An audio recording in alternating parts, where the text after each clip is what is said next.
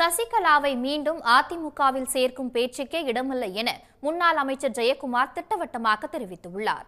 அதே நேரத்தில் KC வீரமணி, செல்லூர் ராஜு ஆகியோர் சசிகலா விவகாரத்தில் மாறுபட்ட கருத்துக்களை தெரிவித்துள்ளனர். 2021 தேர்தலுக்கு முன்பு திருமதி சசிகலா என்ன சொன்னாங்க? நான் அரசியலிருந்து ஒதுங்கிடுறேன் அப்படின்னு சொன்னாங்களா இல்லையா?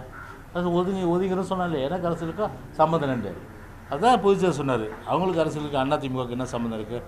ஒரு சம்மந்தம் இல்லை. அவங்க அதிமுக உறுப்பினரும் கிடையாது, அதிமுகவும் கிடையாது, சம்மந்தம் இல்லை. அவங்க நான் என்ட்ரி ஆகிட்டுன்றாங்க. உங்களுக்கு தான் எக்ஸிட் கொடுத்தாச்சா, அப்புறம் எப்படி என்ட்ரி ஆக முடியும்? இவங்க சொல்லாமல்ல.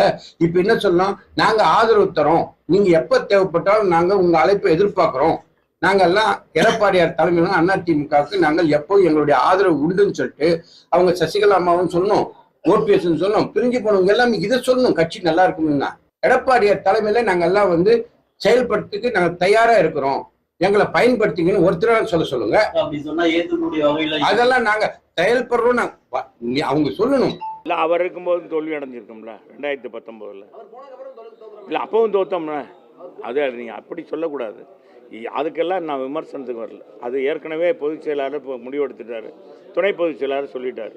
இதில் மாற்றம் வேணும்னா மேலே இருக்கவங்க தான் அதுக்குன்னு குழு வச்சுருக்காங்க. அதை பற்றியெல்லாம் ஒன்றும் இல்லை.